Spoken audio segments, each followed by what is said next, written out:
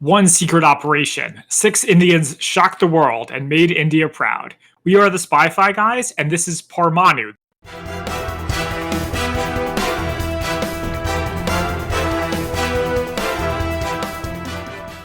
Welcome to the Spy-Fi guys, where we cover spy fact, spy fiction, and everything in between. I'm Zach. And I'm Christian. And today, we decided to mix things up a little bit and do our first Bollywood movie. And I think our first movie that's primarily in a foreign language, too. Yep. Or non-English language. So today, our movie is Parmanu, the Story of Pokhran, made in India with Indian actors in 2018. I've never heard of this movie. It's on Netflix. Primarily takes place in 1998. I was alive during the time, but I was a bit too young to remember any of this. Do you remember any of this? Nope, I definitely was too young to be paying attention to things. So 1998 was around the time of the Kosovo intervention under Bill Clinton, and I remember that, but I did not remember recall this. The words, but I did not remember it at that time. All right, so let's jump in, and here's the synopsis from IMDb. Ashwat Raina and his teammates arrive in Pokhran to reconduct a confidential nuclear test where they face challenges from the American cross-satellite and local spies. And just to preface this, apologies if we mispronounce some of these names, because neither Zach nor I are Indian and may not pronounce the names correctly. Mm-hmm. Yeah, something else I wanted to add is that from this point forward until we get to Spy Fact versus Fiction, the only thing that any of us know about the events that took place in India in 1998 comes from the movie itself. So if we get something wrong, don't talk to us, talk to the people who made the movie. But there's a lot to get into, so let's jump right in, shall we? Yeah, so first, this starts off with a disclaimer.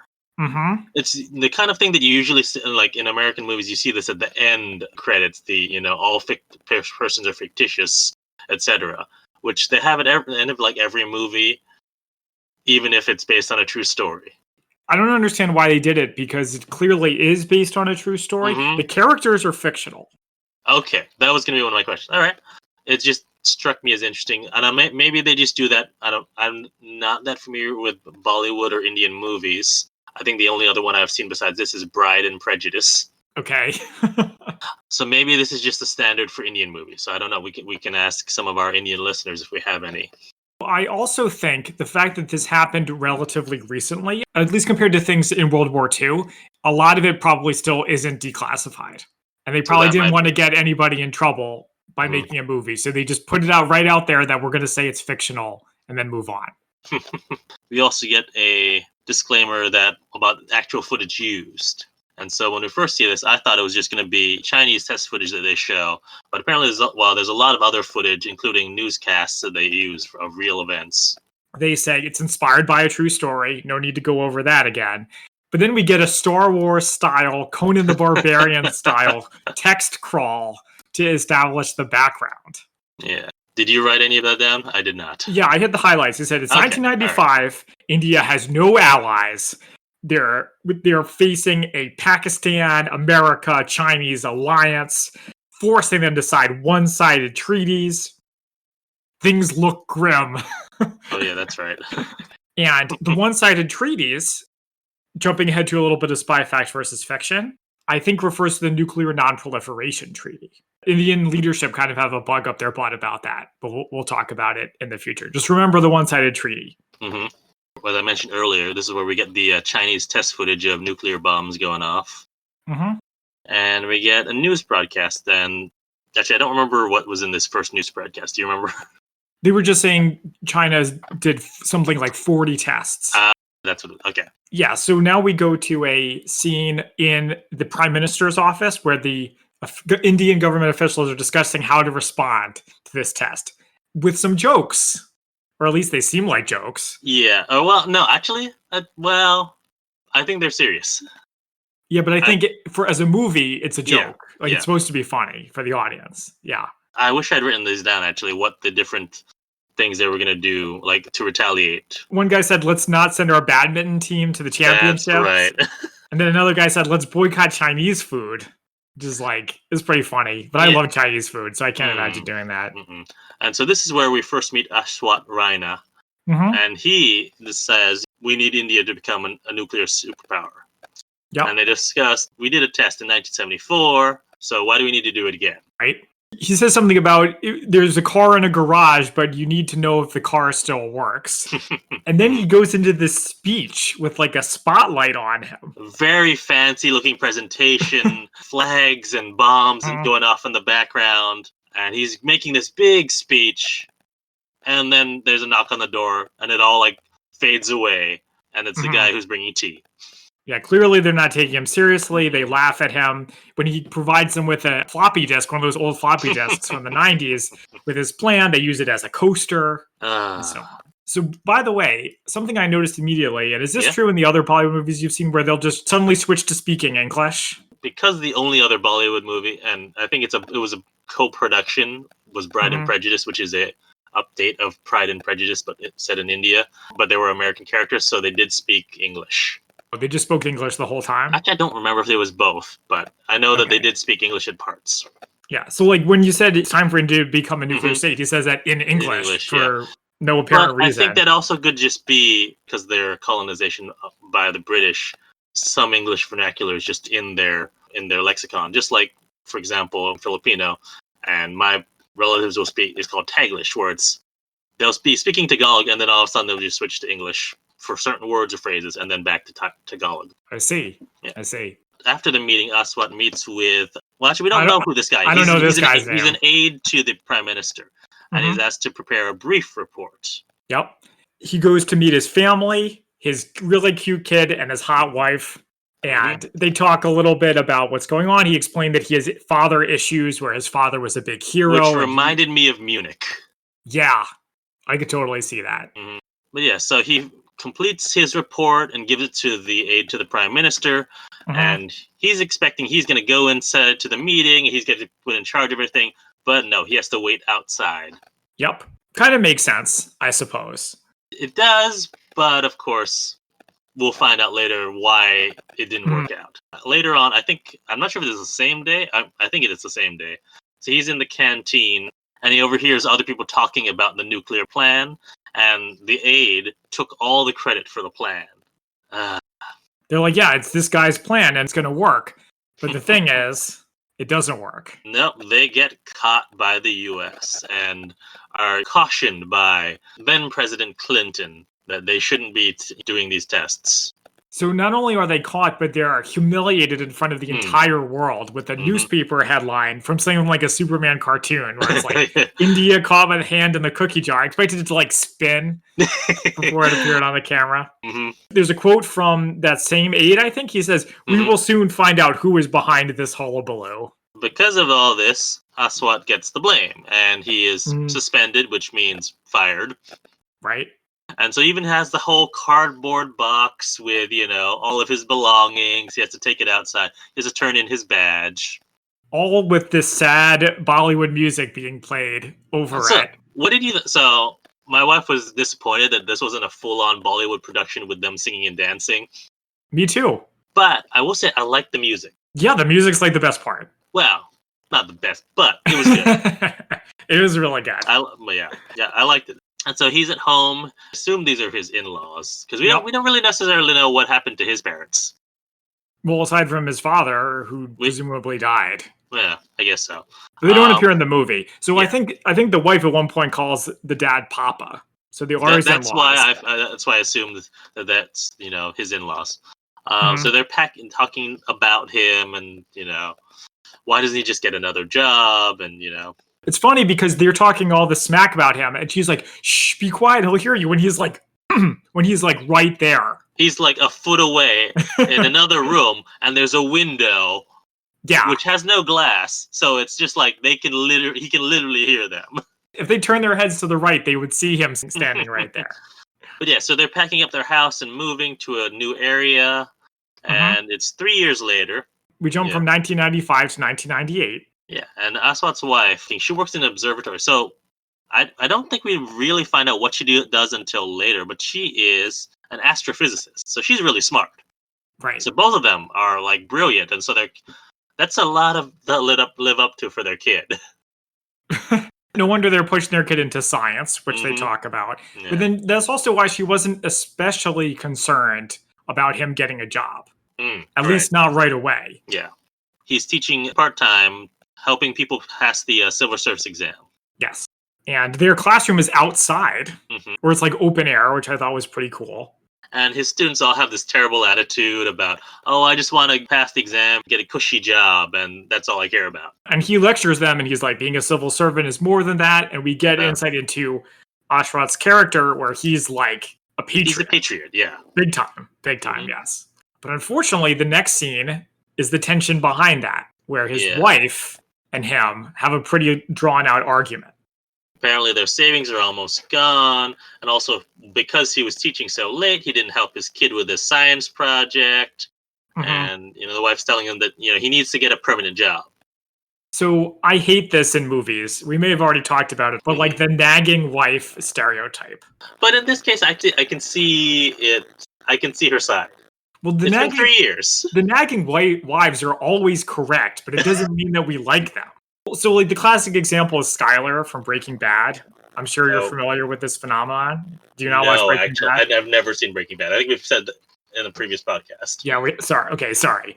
But in summary, the fan base really didn't like Skylar because she was always telling Walter White not to be a drug-dealing, murdering kingpin. Like, can you believe that? Seems like sound advice. Of course it's sound advice. But as viewers, we want to see our hero do cool stuff, be in a TV show, push the plot of the story forward. All right. Well, anyways, to move this along, we have a new prime minister coming into power. Yep. Rather than the old aide, now we have this new guy who is the principal secretary to the prime minister. I didn't catch his name, unfortunately, so I'm just going to refer to him as the secretary, which also makes it sound more like Mission Impossible. The secretary or the government guy. Yeah. You do what you got to do. A lot of these people have really long names. He wants to restart. Well, actually, first we see the secretary coming into his office, and there's all these people with flowers to give to him, trying to suck up to him. Yeah, that was great.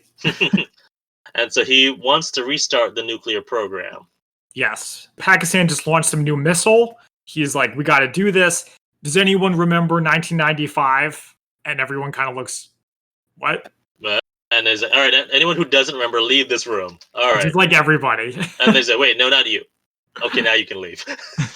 But it's an indication that things are started. So meanwhile, Ashwat is reading an English newspaper, which contains news, but then he looks for job applications also in English. Whatever. He later gets an offer to be an engineering faculty at the Delhi Open University. University. When I say university. Yeah, university. He arrives there and he meets the secretary there. Well, first of all, before he gets in, there are guards outside with guns. I was wondering, is that a standard procedure for a university? Maybe in India it is. Maybe. So I don't know. He didn't seem surprised by it, so I guess, yeah. There's no job offer. He's there and he wants to talk about the the plan from 95. Yes. And we find out that the secretary actually served under Aswat's father. The secretary wants to know everything about the plans. Like, I gave you a disk. And he's like, yeah, it was encrypted. Was it? No one tried to break the encryption? I guess it makes sense. Think if you sent something with your social security number, you email it to the person, and then you send another email that's like, here's the password, right? And so we do. On the other hand, no one asked him for it either. Yeah, that's true. But it's just kind of funny. They just took it and used it as coaster. Yeah. So it's not like it didn't seem like they really wanted to find out. No, they didn't. And this is where we find out the reason that the 95 plan failed. So there's two parts to it. First, there was three parts to it. What were the first two? Actually, I don't remember the first. Okay, so we have the scientists and the engineers building the bombs. That's right. Yeah. And then we have the army assembling and placing and detonating the bombs. But the third part of the plan, which was in his report, but of course no one read it, was you have to have secrecy. Right. So you get the intelligence agencies involved. Or you get, actually, the ISA, the India Space Agency. That's correct, because the India Space Agency can help them avoid U.S. satellites. Yeah, so there are a number of, they're called lacrosse satellites, which are keeping an eye on them.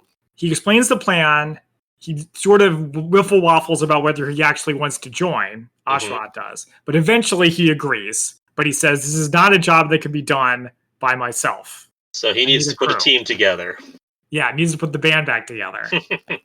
We get this montage of him like researching different scientists or different people, ripping pages out of library books. Yep. And then he goes off traveling. And this is my question. What did he tell his wife? What does she think he's doing this whole time? I think he told her that he got a job at the Delhi Open University, which is in another town. All right, because I forget where they're now, but they're not in Delhi anymore. That's right. A lot of location names come pretty fast and furious. But they live far enough away that they can't just drop in to see him anytime they feel like it, in other words. Yeah. And so as he's, going around research, there's a scene where his in-laws are there watching a movie with his son about Lord Krishna and the story of the Pandavas. Did you do any research into this? I just looked it up on Wikipedia. No, I just took the movie's word for it, that it was all accurate. Yeah, no, and it's pretty accurate. So there are like 5 brothers. They're all the sons of Pandu, is what it says on Wikipedia. And they all fought together and won great wars, and they each had like a specialty. Yep. And so he gets inspired by this to form his plan of how everything's going to work. Each member of the team is going to be the only representative from each of their organizations. They're the only ones from each organization who will know what the plan is. Right. And so there'll be one point of contact from BARC, which I should have written out what these acronyms meant. Maybe I have it. The BARC basically, though, is they do nuclear. Okay.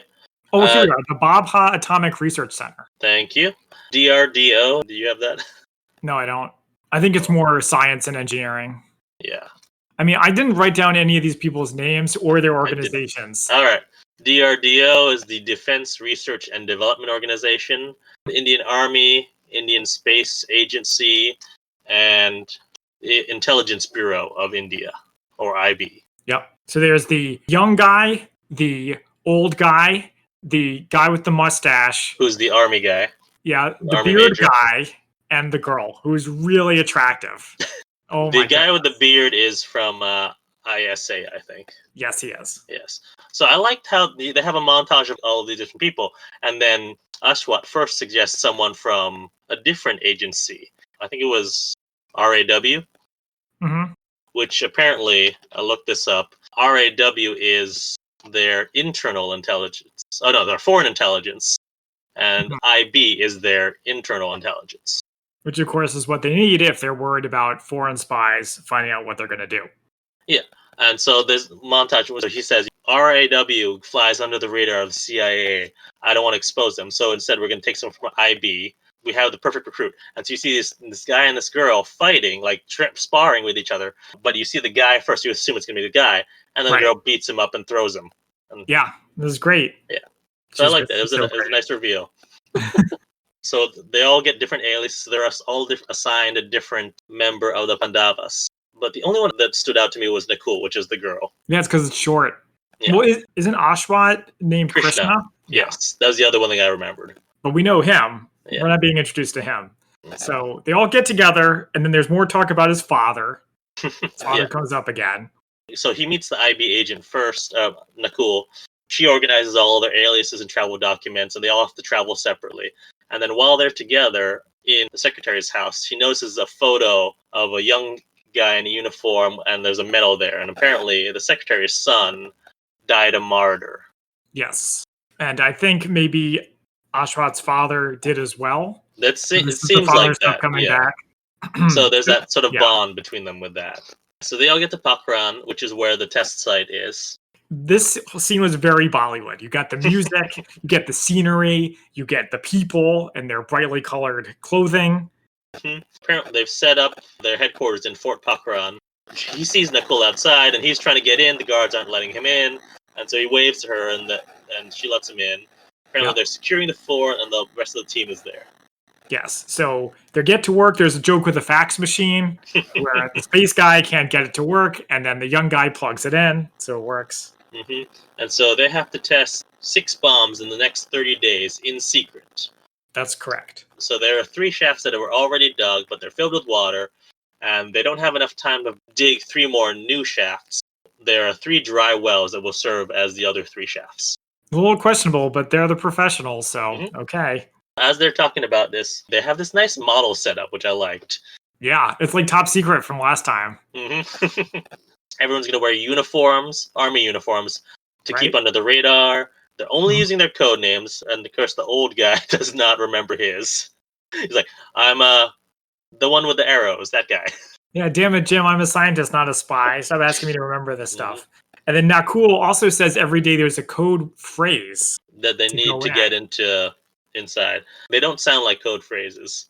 I wish I'd written some of these down. Do you have any of them written down? Well, I have the first one, which is Okay. "Embrace me, for the night is short" or something like that. Yeah. I was like, Christian has got to like this. He loves those spy code I phrases. did. I did like them. As they're getting their uniform, we find out that Ashwat couldn't join the army like his father did because he has flat feet. Some team members are complaining about wearing uniforms. Oh, it's too hot, or oh, this doesn't flatter me. The army major sets them all straight. Another thing about patriotism, Mhm. fair enough. Before that, though, we get one. The younger one is complaining that, oh, this doesn't seem right. You have major epaulets, and I'm only like a commander or something. Army guy's like, I'm actually a major. That's my rank, and respect the uniform. Yeah, it's like, what's his problem? I think he said he was a captain Yeah. or even a colonel. Whatever rank is still pretty cool considering you are not in the hmm military. So But quit your yeah, moaning. as they're leaving where the uniforms are stored, they get the nice slow motion walk Yeah, I loved it. with the sunglasses on. It was great. And then this is the first time we hear this nationalist patriotic song, which is really catchy, but it's out of my head right now how it goes. Yeah. And so they drive into the test site and they make Nakul say the code phrase because it's funny because she's a woman and she has to tell someone else about long, Embrace long me night for the and night. Yeah. embracing. And like, oh, But it's like, hey, who's the one who came up with it? I'm pretty true, sure she did. true. But they, she gets a little embarrassed and then, Mhm. so there's, And she kind of laughs it off. She's yeah. like, whatever. But they're start inspecting the blast range. They go down one of the shafts and see that some of the shielding is rusted over. And then we cut to Washington D.C. Yeah, USA, Nice, baby. nice stock footage of the Capitol, and then we see what's called the National Imagery Mapping Agency. But Mhm. that's Langley, isn't it? Uh, The building. It looked like Langley. I don't know what the building looks like. Well, from what I've seen in movies and other stuff, it looked like Langley. Yeah, it could be because it's a foreign movie and they don't know all the intricate Yeah. bureaucratic differences between all of these various things. Also, what caught my eye is that like the room where we see the image analyst working looks very like Mission Control from NASA, Yeah, it does. I also thought of that. which I feel like at least in other movies I've seen, usually they're just in cubicles Hmm. and not this whole very like ramp sort of style going down like Mission Control with different stations. It's probably not that fancy. Well, this whole movie is very stylized, right? That's true. The Indian bunker where they do most of their work is very clean. It looks kind of like something out of Star Trek, where there's a lot of flashing lights. So it makes sense that the US would do the same. Okay. Or they would have the same for a scene in the US. But yeah, so we have our one image analyst who's monitoring Pokhran. The satellite passes over, he looks at the photo, nothing new, writes down in his logbook, all okay. Did you like how there's US flags everywhere? I did. I mean, but I feel like that's probably true. Well, But- maybe it post 9/11, sure, but this is still 1998. That's remember? true. Also, I appreciate that not only was there the flag, but there was also a sticker on his monitor with an Yeah, American flag. just so you know where we are. They all start moving. They bring in equipment. They start pumping out the water. I They love set this. some wiring. It was very cool, very efficiently done and organized. Well, I really like the part where it shows the trucks, and then Ashrad is like, "Go!" and it shows all these soldiers like run from one side of the camera to the other. I love it when movies do that. Do you remember how in Valkyrie, I loved it when it showed the soldiers running past the camera? Yeah, Yeah. that never gets old. Yeah, but apparently the water's not moving very fast, so they need to bring in more powerful pumps. And at 3 hours and 30 minutes, the ISA, I was gonna say agent, but he's not an agent. The IC employee hits the clock on the wall and sets it for a 60-minute timer. Or sorry, at 2 hours and 30 minutes, he does that. Apparently, it takes him an hour to clean up everything. Yes. All the water's leaking out, and so what they do to cover this up is they have a sign that got knocked over that says "Water Supply Training." in English, which is very helpful. And I like this, to cover up the tracks and the footprints, they have like this tarp with some weight on it, dragging behind the trucks so that as they go past, everything is swept clear. Isn't that like from a Western or something where the guy will be walking and he'll have like a broom behind him so that they can't track him? I mean, I've seen that in cartoons, yeah. Yeah. Well, they got it from somewhere. And the troops all head to their bunkers, lights out everywhere, and the satellite comes over Pokhran again, and the image analyst's like, there's a lot of water. He zooms in, he sees a sign on the floor, and that he zoomed and enhanced. and flip the image around because you can't read it upside down. And he's like, water supply. All right, all okay. So this is really like where we get into like the spy part of it. Like, and I was like, that is brilliant. I love that. So next we cut to there's two men, one of them white and one of them, you think at first he's Indian, but found out he's Pakistani. They think that the satellites are missing something. So the Indian guy is ISI, which is Pakistani intelligence. The American guy is CIA. Yep. So they are basically the people investigating this. Yeah, they made a connection between the fact that they see the same people in army uniforms at the fort and then again at Pokhran, right? Yeah. And the way they do that is because the Pakistani ISI spy has other spies who work for him. So it's kind of like that guy with the hood from Story Wars. He sees them going to Docking Bay 94. I was wondering where you were going. And tells the stormtroopers where they're going. And this is going to sound terrible, but this guy is like he's like something out of Raiders of the Lost Ark, where he's like such a stereotype of like an Indian villager. He's got the mustache, he's got a turban, he's got a camel. Did you have a camel too? I missed that. Yeah, he had a camel with him. So I was like, ooh, I don't think you get away with this in an American movie. Maybe not. But yeah, so the team arrives at the safe house. They're going to be picking up the bombs on the 20th of April. But when they're saying this, the code word for bomb is store. So they say that we're picking up the stores from the storehouse. And one of the guys doesn't get it. Yeah, so they have to hammer it in, which is good for us audiences because in some ways he's our audience surrogate because we're not necessarily going to know what the code phrases are, and he's the one who doesn't get it all the time. So yeah, it's good that he's there for that.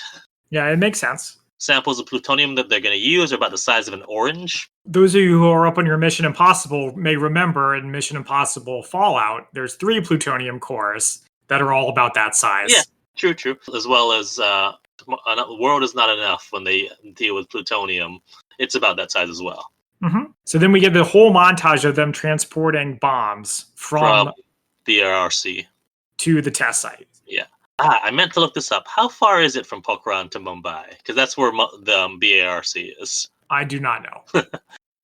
As I was watching, it's like, wait, they're flying that? Is that safe? But, yes. It's probably safer than driving it in trucks for a long distance.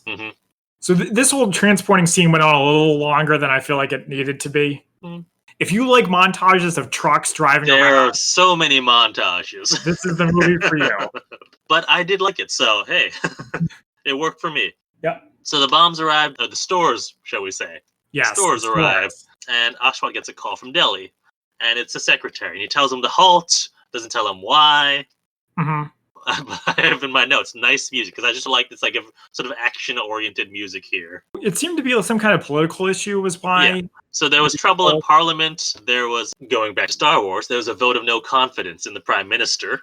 Oh, yeah, so the government might fall apart. Exactly. So they can't go through with the test if the Prime Minister is not in power anymore. I don't really understand why they couldn't keep preparing and then just not test, but I don't know. I mean, money. That's going to be my answer. Money, because if obviously they can't spend money if they have no one who's authorizing it. They could get in trouble if he falls apart and then they find out that if the government falls apart and they find out they've been doing this. So Aswat talks with his wife, and it's very clear that she doesn't know what he's doing. So you know what this reminded me of was Breach. Oh, with Eric O'Neill and his... Well, they were married already, right? His wife, yes. Yes. Where they don't know what's going on, and it causes a ridiculous amount of tension. Yeah, exactly. And so we also have a scene where Aswat's son is going to a school interview, apparently in Delhi, actually, because his wife wants to see his department at the university. So this is where we find out that his cover is that he's working at the university. And he says, no, it'll take a long time for the papers to get back. I'll send them. Don't worry about it. Just go home. He also gets a call during not a call, the a text message. Yeah, his phone goes off, and his wife's like, "What's that?" And he's like, "What? I didn't hear anything." Terrible. Yes. But this is 1998, so of course, not a lot of people had cell phones, so it was very fancy to have one of those. Actually, only 2 members of the team had cell phones. It was him and Nakul, right? That's right. So he got the text, which has the code for the day. But he's also told, we're back on, but you got to hurry now because time has passed. It has to be in 10 days. Yes. So in order to accomplish this, he says we need to work during the day, even though it's more dangerous. And so they're testing apparently 3 different bombs, or at least different types. T-minus 9 days. They're putting in more wiring. They're sealing the shafts. After they're done, they clean up everything. A sandstorm hits. Yep, which is a concern. It blows sand off of some things that revealing what they're doing. Yeah, so it exposes the wiring. It exposes the coverings for the shafts. Yeah, it's not good. And so they have 15 minutes to fix everything. So there's this really tense scene of them covering up everything, putting everything back. The army major and Ashwat are out there. They're driving back, and they get stuck in the sand for a bit. No. They have to go out and push the car. And they drive back just in the nick of time, get inside the bunker. But there's one thing wrong. No. And I noticed this as soon as they drove in. Oh, you did? I did. Oh, good for you. So their car, the Jeep, is parked in the wrong direction. And the CIA agent gets... he somehow gets the image. Yeah, that's the only time we see him actually looking at the imagery. Usually it's just the analyst doing it. But the CIA agent, who's in Pokhran, has the imagery. He's looking at it, and he notices that the Jeep is not only in the wrong direction, but there are no tire tracks around it. He says tracks will remain in the desert for days. But what if there's a sandstorm? Right. But it's only been 3.5 hours. Yeah, but how would he know that? Yeah, I know. It's just a little bit of lazy writing, I guess, but it's awesome. I mean, I think if you dig into the weeds too much with it, it falls apart a little bit, but still, it's good observation. But he says he can't just take this to his superiors. He needs more proof. He actually runs into 2 members of the team. It's the young guy and... the space guy. No, well, not the space guy. I thought it was the space guy. It's the old guy. Okay. It's the ISA agent and the old... Or not, I keep saying agent. ISA representative and the old guy who keeps forgetting stuff. Okay, so this scene was great because it's an example of elicitation. Yeah, right? I just no, never give up information. Don't volunteer information that they don't have. But the way he asked it was really smart. He was like, when is the fort going to reopen? That doesn't seem like an eliciting question. What's their cover is that they're working with the fort? They're renovating it. Okay. That wasn't extremely clear to me, but I kind of got it from context, but I just want to make sure of that. Okay, so the CIA agent's like, oh yeah, I think I ran into your boss. What was his name? I was like, no, don't give his name. But they do tell him, right? Well, they give him the code name at least. They give him the code name, fine. Okay. And then the CIA just, oh yeah, he was here with his wife, right, and his family. And then they slip up because in Hindi they say Ashwat's wife isn't here, so they get his real name. I thought he was also sowing a little bit of dissension in the ranks because their families aren't allowed to visit either. No? He was getting the real name. Okay. That's how they got his real name. Just because he's an American, and he was acting like an American tourist, fine, but they assumed that he didn't speak the language, which he does. Well, we've seen him speak it. I do notice, though, that when the Americans in this movie talk, they have a very kind of stilted way of speaking. I have an example later on. Okay. And I looked up a couple of these people on IMDb, and what I found was that they are Americans. Oh, okay. But they seem to be making a living being the white American people. Guy in Indian movies. Right. Got it. Okay. Daniel speaks Hindi. Yeah. Fluently, so it makes sense. So there's a joke in the next part where he says, I love spicy food, and then it's smash cuts to him coming out of the toilet looking kind of sick. I mean, I shouldn't laugh, but that actually got me. I was like, oh. This movie has it all, I'm telling you. Yeah. Well, he meets with the Pakistani ISI agent, so they know everyone's aliases. but they only know Ashwat's real name, and this is how they got Ashwat's real name. Yes. I was just like so mad. Actually, even at that moment, the older guy forgot his alias because he was like the ISA representative, like shook his hand and said his code name, and the older guy like stumbled. Has been established to do that, right? But I'm just like, why? Couldn't they have gotten someone else who would remember things?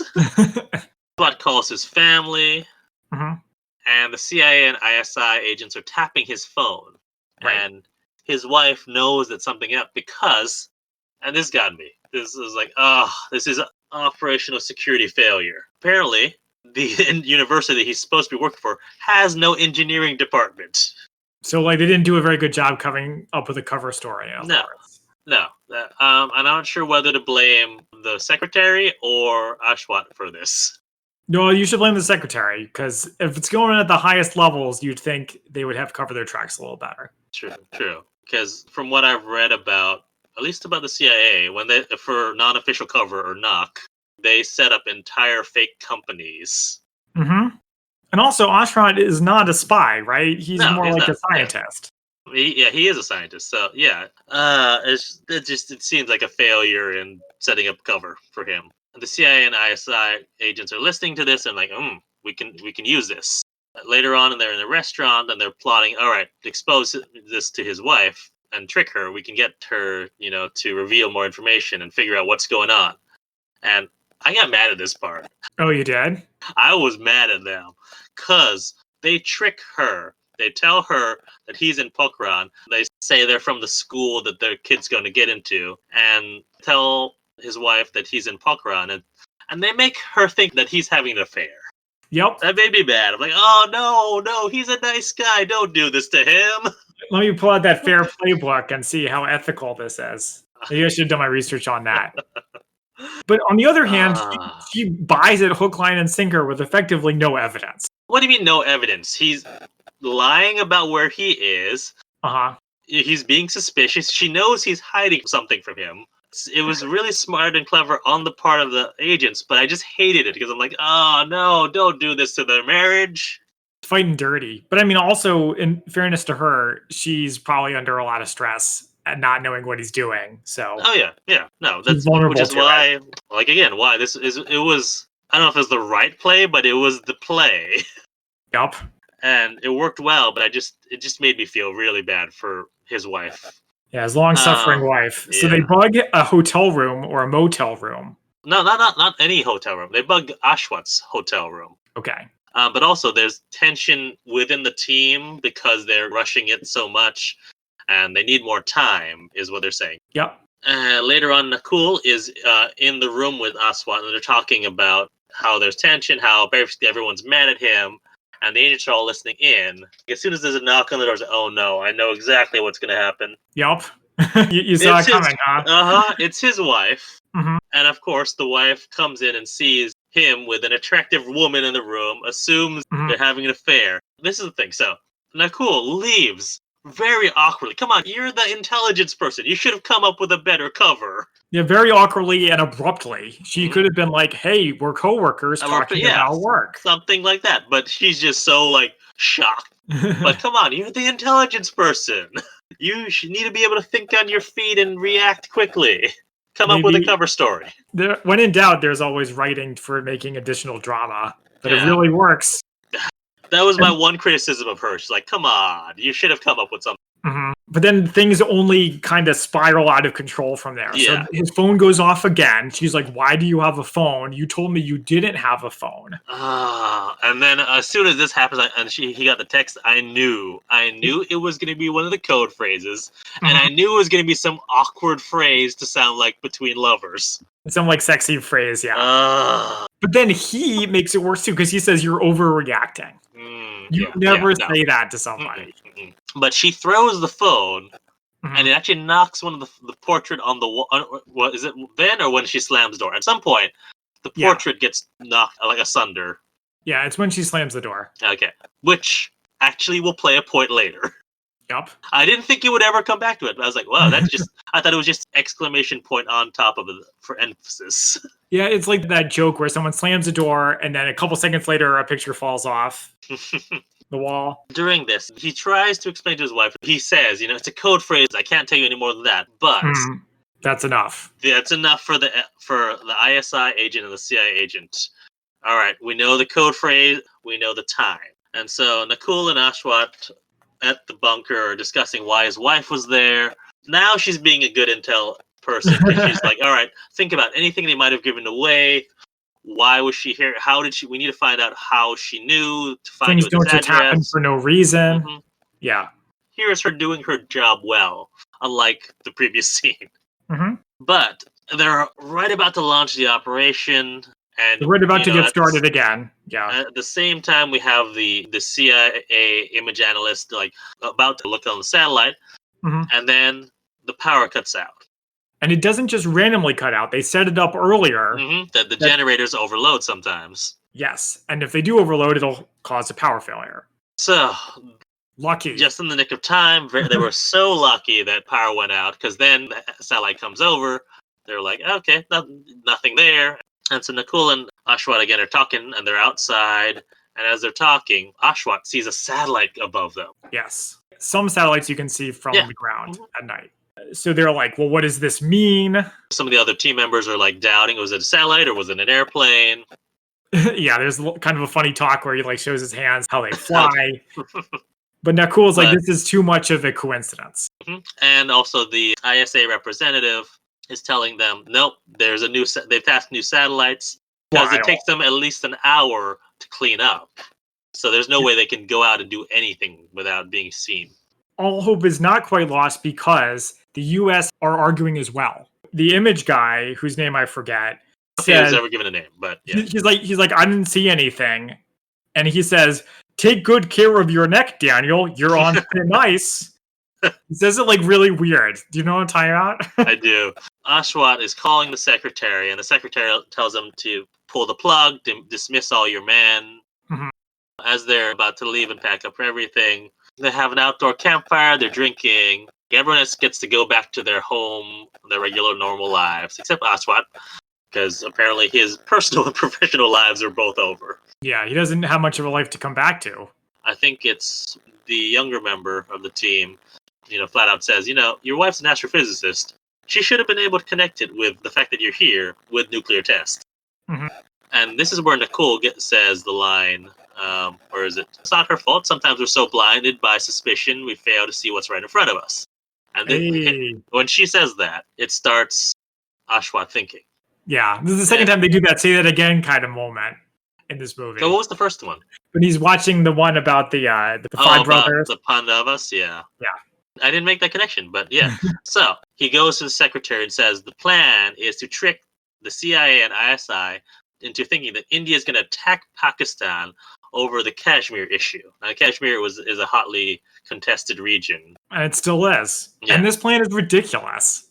This is straight out of World War II, Operation Fortitude. The Normandy landings, where they're tricking them into looking completely somewhere else while this is happening. Yeah, except this time a lot of lives are at stake. True. If they had miscalculated, a war could have started for real. So the plan is they're going to attract all this attention over to Kashmir. Daniels, the CIA agent, is protesting. He was like, no, you're being reassigned. You're off the case. How many times have we seen this before? Just in the movies that we've covered. Yeah. I feel like if this were an American movie, Daniel would be the hero. This is what got me thinking. Because this movie, they do it really well. But I realize at this point, I'm rooting against America. I want them to succeed. That's the idea, of course. The U.S. are the antagonists here. But, we can afford to mix it up a little bit every now and then. No, I'm not saying, I'm just saying, this moment I realized that I am fully invested. And I'm like, wow, this is well done. But yeah, so Nakul reveals that apparently some of there are local spies who were onto them, and that's how they found out 3 days before they want to launch. So that gives them 24 hours of work. So it's a lot of work, but it can be done. Yeah. And so Ashwat gives this really big, inspiring, patriotic speech with patriotic music. Camera swirling around his head. And then they go into another montage. Yeah. A couple of different things happening in this montage. First, Nakul is taking down that local spy, do a sketch of is she the one doing the sketch? Yeah, she's the one doing the sketch. So not only is she brilliant, intelligence agents, except in the case where wives are involved. Yeah. But she's also a police sketch a artist. police sketch artist. Yeah. Wow. Yeah. All right. This is why she was the perfect person for the job, apparently. Mhm. As she's doing that, they're preparing the test, getting the bombs ready. They're putting the bombs down the shaft. We see actually as we were watching this, my wife was like, the magnets moving inside. I was like, wow, that looks like a thing from the Spy Museum. Mm-hmm. Yeah. I believe it. And yeah, so they seal the shafts with sand. Then we go to our ISI and CIA agents eating at that same restaurant. The ISI agent's like, no, you can't just leave me out here in the cold. So he asks the waiter for more onions. And the waiter says, no, there's no onions. The army took them all. Dun dun dun. What? And apparently, the ISI takes this like, no, the army's taking all these onions. The point is, apparently, onions absorb radiation. So I googled it, and yes, they do absorb radiation. Okay, and so the ISI agent is using this as proof that they're definitely going to do a test. Yes. Okay. Well, so it's a confluence of clarify? You want to clarify anything about the onion thing? I googled it, and the onions do absorb radiation, but I don't know if they actually took all the onions in the Pokhran area. That was less relevant for me than whether it's true that they absorb radiation, because I've never heard this. I've never heard it either. I mean, I don't know whether it's the sort of thing like nuclear radiation, but the short answer is why yes. Why haven't we stockpiled onions? Why hasn't there been a short of onions every time that we think North Korea is running a nuclear test? I guess because people just don't know that. Yeah, well, now we know. So keep your stock of onions, Zach. All right, I'll keep that in mind. The CIA agent says, no, this is not enough for me. I can't take this back. You're all on your own, and I'm leaving. Yep. We get a short scene of Ashwat talking to his son. Apparently, his wife still won't talk to him. Right. With good reason. And as he's going back to his room, the ISI agent is waiting for him in his room, has him at gunpoint. Yes. Yes, you like this? I did like this. Well, I like this first part. So he tricks him because he's like, tell me when the test is. When's the test going to happen? And he's like, you're too late. The test has already happened. See the painting on my wall? It's off because the test has already happened. And that distracts him enough to get him into a fight. They start fighting. There's a little part in the bathroom, which reminded me of the opening fight in Casino Royale where he's choking him underwater. Wow, that's a real big compliment for this movie to be compared to Casino Royale. I mean, I wouldn't say that the fight was as good, but it just reminded me of it because it's in a bathroom and you're being held underwater. Yeah. They get to a point where Ashwat has the gun, but the ISI agent has the phone. And it's like, the gun's locked. And it's like, so's my phone. Dun dun. And he runs off, and clearly Ashwat has no real experience with guns because he's trying to figure out how to unlock it. I mean, presumably when he says it's locked, that means the safety's on, yeah. But Ashwat wouldn't necessarily know that. Yeah. They have a foot chase. I like the foot chase less than I like the fight. Oh, yeah? I like the music during the fight chase. Yeah, no, the music is great. Like, the music overall has been really good. I like this scene where there's a teacher in a classroom and they're teaching, today I'm going to teach you about nonviolence. And they run in and there's a guy with a gun running in. That's right out of Top Secret. Yeah. When he finally gets him at gunpoint, is like they realized they'd run right into a police station. Mm-hmm. And you think everything's fine. So he's holding the ISI agent at gunpoint. He's like, arrest him. It's that guy there. And then the sketch that Nicole had made is right on the wall. And he's like, put the gun down first. I said, don't worry, it's locked. And then he fires it in. It was not. The safety was not. Does it actually hit anybody? No, it just fires and ricochets somewhere. Yep, but the guy ISI agent gets away. Yeah, he gets away with the phone. And so at the police station, Ashwat calls the secretary and says, we need to launch now. You need to get authorization because they have my phone and everything is on it. Yes. Which, really, wait, what's on it? So the code phrases and the times. Yeah, the time is enough. You're right. That is, well, they had the times already. In an upcoming scene, the ISI agent will say, we know when the test is and what the date is. Oh, all right. That would probably be in there. Yeah. I also like in the scene with the secretary where he says, I'll send you a fax when you get the permission. I'm like, oh my God, the 90s where they send faxes. The ISI agent has given the phone to the CIA agent who now has it. Apparently he hadn't left yet. Yep. And he gives the info to the image analyst who's going to forward it up the chain. And Ashwat is trying to get back into the bomb site, but they won't let him in without the code, and he has not memorized the code of the day. He like apparently received it but didn't memorize it because he knows part of it. He knows part of it because he usually has the phone on him, so he can just look at the phone and say it.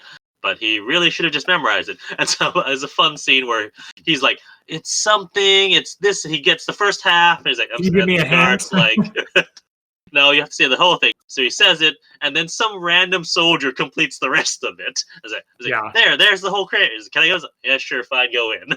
So this whole part now, this whole like last however long it is minutes, all like down to the wire where he's racing against the Americans.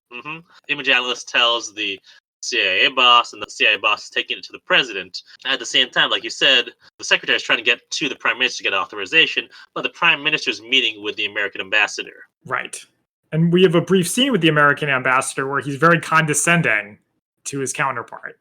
But he gives the secretary an idea, because he says, you guys are going to back down. The prime minister will put out a signed statement. And when he says that, he's like, yes, you will. And there's more than one way to get permission to do a nuclear test. The secretary makes a list of all the different code words they've been using, what the shafts, because the shafts, I guess we've never mentioned that the three shafts have names.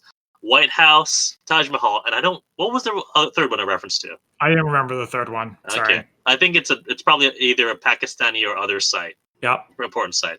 And he very cleverly uses all those code phrases as the statement that the prime minister is going to sign. Right.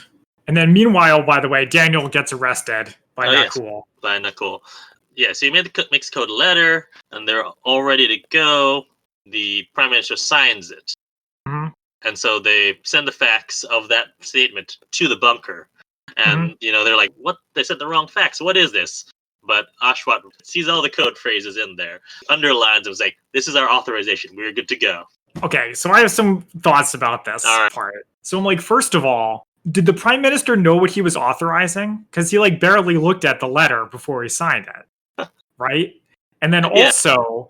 I'm also kind of like, why didn't he just write a letter that said authorized to do a nuclear test? Because it's not like the American diplomats were like, hey, what you signing over there?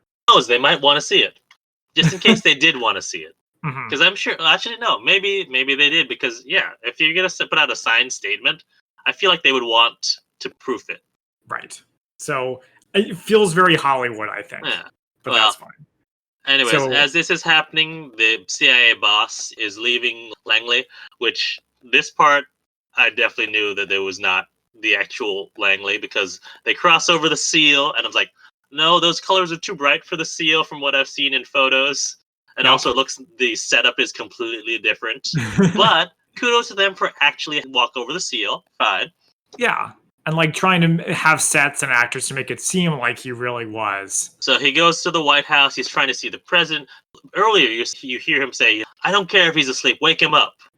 But when he gets to the White House, there's all these people milling about, even the secretary there saying when he can and can't go in. So you're like, is it the middle of the night or what? Yeah. So what's the timeline? I don't know. The president could have been taking a nap. Maybe. If we had done a little more research, we could find out what time they went off and go back and figure out what's the time difference. But we're not going to do that. Yes. The team is ready to detonate, but the wind is blowing to the northwest. And... what's northwest of them? Pakistan. Who I don't or think is it northeast? Was it northeast or northwest? Well, it's got to be northeast, right? You know what? I can find Pakistan on a map. I was going to say that's No, seriously, I think Pakistan is northwest of India. Seriously, because it's India, Pakistan, Afghanistan. You're right. All right, so I was right the first time. We can cut all of that out. I'm not cutting that. I don't mind. Oh, okay, fine. All right. But yeah, so they're like they wouldn't appreciate getting a cloud of radioactive wind. Yeah, no, that if everything else going on wasn't going to set them off, that would. So they're waiting for the wind to stop. Finally, it stops, and as this is all happening, CS boss gets through to the president, and we have the countdown going. 10 down to 0, detonation, and everyone gets knocked back by the pressure, and then we go into bullet time. Yeah, bullet time. That's what I have written down here too. And so you just see it's zooming around all of them. You see out of Ashwat's hands, his binoculars are knocked back. He's mid-fall. You got coffee mugs and Coffee banana mug chips. and coffee and chip. Yeah, everything frozen in time as they're knocked back. Mhm. It's a successful detonation. Yeah. Meanwhile, Cool and Daniel are in a Jeep, and then the blast Oh wave yeah, hits that's the right. Jeep, which originally I was like, that doesn't make any sense. But I'm like, well, if they're leaving the city of Pokhran, maybe they would feel it. You see the ground sort of ripple, and there's this. I like this transition where the transitions from a shot of the crater to Ashwat's eye, So his iris. yeah, I haven't mentioned this, but the effects are good. So the Oh, yeah. graphics of the satellites flying around Mhm. look really Yeah. good, and then the Earth getting shaken also looked really good. And there's of course the patriotic music. Oh yeah. Well, I like the part where all the soldiers throw their hats in the air, and then the music starts. But yeah, That so was we really get good. some news broadcasts reporting on what happened. We get CIA Director Tenet, who's director at that time, saying Mhm. basically, we've been monitoring their program, but plainly spoken, we didn't get it right this time. Yep. I actually have the quote: "We missed it and did not predict. We did not get it right." Yeah. This is basically what you said.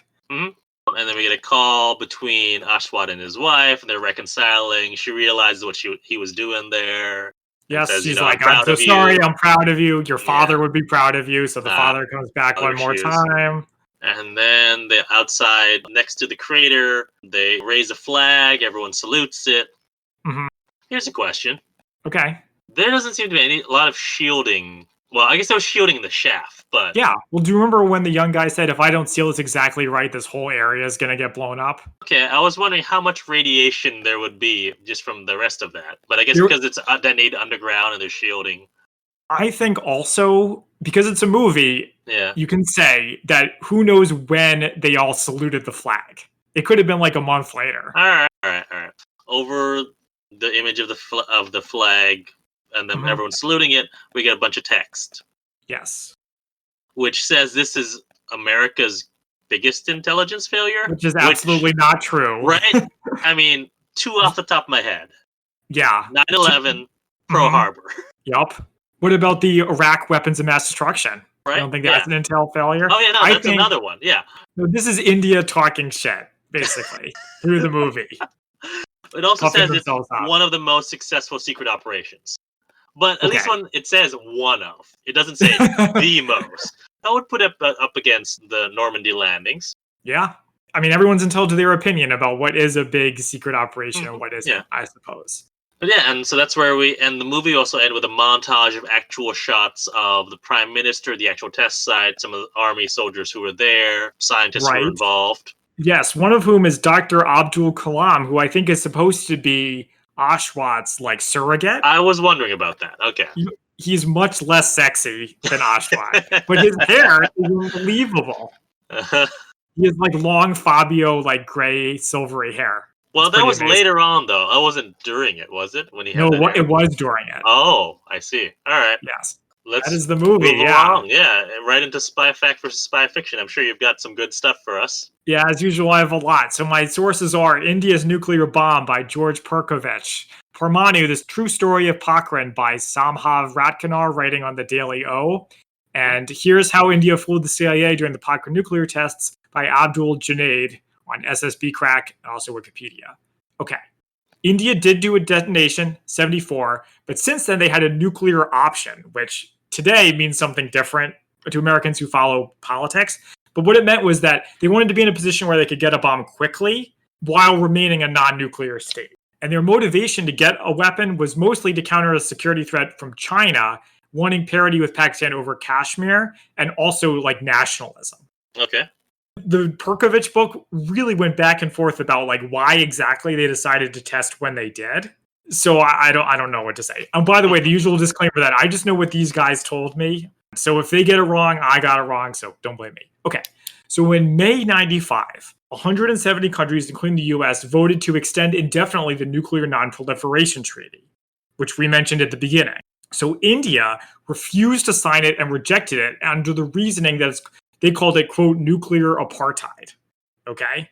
And the logic was, it's like Superman and the Quest for Peace, right? Like, we don't want any more nuclear weapons. No more nuclear weapons, right? Mhm. Sounds great, unless you don't have one. So India's like, well, how come everyone who has one now gets to keep them, but we don't? That's not fair. All right. Okay. Okay? So the prime minister at the time, named Narasimha Rao, is a combination of a name we know, who have a friend named Narasimha, and Rao, the Kryptonian god. Speaking of Superman. That was your go-to? Okay. Yeah. He authorized a preparation for a test, but the U.S. found out, just like in the movie. Mhm. So Vajpayee, who's in the movie, came in under the Bharatiya Janata Party, aka the BJP. Have you heard of them? Because they're in power in India right now. I have not. Okay. Unless things change by the time this one gets posted. So he said, we want a nuclear-free world, but we don't want a world where some people have them. And by March 1998, he was like, there's no compromise in national security. All options, including the nuclear options, will be exercised to protect. So basically, Indian government people sort of made it clear that we're working towards one without being official about it. The main characters are pretty much all fictional. A lot of scientists were involved, but they were old and kind of fat. Some of them were, so. Yeah. There were no attractive women in the thing, and what's the name? Ashwat is fictional too. Okay. And also, Abdul Kalam was the chief of the DRDO, and his counterpart named Chittarabam was the atomic energy chief. So these weren't just like kind of people picked up off the street. They were like the heads of their various agencies. Okay. They did use code names. I was going to ask about that. Did they use the five? I don't think so. I don't think so. But they did wear army fatigues and were undercover. All right. They did not fake a war, at least as far as I could tell. But during the time of the tests, in another part of Pokhran, they fired all these missiles, rockets, and experimental bombs to distract attention before doing the nuclear tests. They didn't try to start a war over Kashmir? Not as far as I can tell. That's disappointing. I mean, yeah, I know it's disappointing that there was no war, but maybe it's for the best. Yeah. So, well, then I'm not going to say that the deception was on the level of the D-Day landings then. Okay, yeah, fair enough. So according to Rotkanar, which is one of the articles, the CIA was unaware that the test had taken place until Vajpayee said it on TV. Huh. Some U.S. officials blamed the New York Times because they released an article that said the CIA was spying on nuclear test sites, leaked info about the existence of the spy satellites. Okay? So the Indians said they never denied that they were planning nuclear tests. They were just like, oh, we just didn't mention it to the U.S. Which obviously nobody bought that. The State Department said, we are appalled. They lulled us into thinking that we weren't going to do anything. And then later, the chairman of the Senate Intel Committee called the episode a colossal failure that betrayed a dreadfully inadequate job by the Intel community. The day after the tests, they learned satellites had found clear-cut evidence of test prep 6 hours before detonation, but CIA satellite Intel analysts were home sleeping because they had not been put on alert. Oh. That's according to the Perkovich book. And that is it for our spy fact versus fiction. All right. So, do you have a favorite quote? Yes. So when they are first arriving at the test site, there's a sign in English again that says, "Only the best of friends and worst of enemies visit us here," which I think is actually a real sign at the real place. How about you? I do. Where was it? Here we go. Sometimes we get so blinded by suspicion, we fail to see what's right in front of us. Now that's just good life advice. Okay, well, we've done our quotes, so now it is time for our ratings. On a scale of 1 to 10 martinis, 1 being an absolutely terrible spy movie and 10 being the best spy movie ever, how would you rate Parmanu? Ooh, I'm going to give it an 8, because I really liked it. I'll admit that in the first 20 minutes or so, where it's mostly just about the nuclear program and not so much about intel and spies, I was like, okay, where is this going? And then once they got into it and like him forming the team and everything else like that, I was totally invested and totally bought in. Where there's action, it's usually pretty good. Music is great. Yeah. Mm-hmm. Oh, by the way, speaking of action, I didn't feel the need to mention this, but obviously everything with the spies running around and stealing phones and pointing guns. I assumed as much. Was all not true. Yes, so I would also give it 8 out of 10 martinis. This movie really knocked my socks off. It was different. It was a breath of fresh air. I learned a ton about the issue while researching it, and it had a lot of Bollywood charm that made up for deficiencies in some other areas. Well, thank you for joining us this week on the Spy-Fi Guys. You can find us on social media at the Spy-Fi Guys on Twitter, Facebook, and Instagram. Until next time, I'm Christian. And I'm Zach. And we are the Spy-Fi Guys, signing off. Thank you for listening to the Spy-Fi Guys. If you enjoyed our podcast, please be sure to give us a 5-star rating on iTunes. The theme song from this podcast is Mistake the Getaway by Kevin MacLeod from Incompetech.com, licensed under Creative Commons by Attribution 3.0. Films, books, and television shows reviewed by our podcast are the intellectual property of their respective copyright holders, and no infringement is intended. This is a personal podcast. Any views, statements, or opinions expressed in this podcast are personal and belong solely to the participants. They do not represent those of people, institutions, or organizations that the participants may or may not be associated with in a professional or personal capacity unless explicitly stated. Any views or opinions are not intended to malign any religion, ethnic group, club, organization, company, or individual. You can find our podcast on social media at The Spy-Fi Guys on Facebook, Twitter, and Instagram.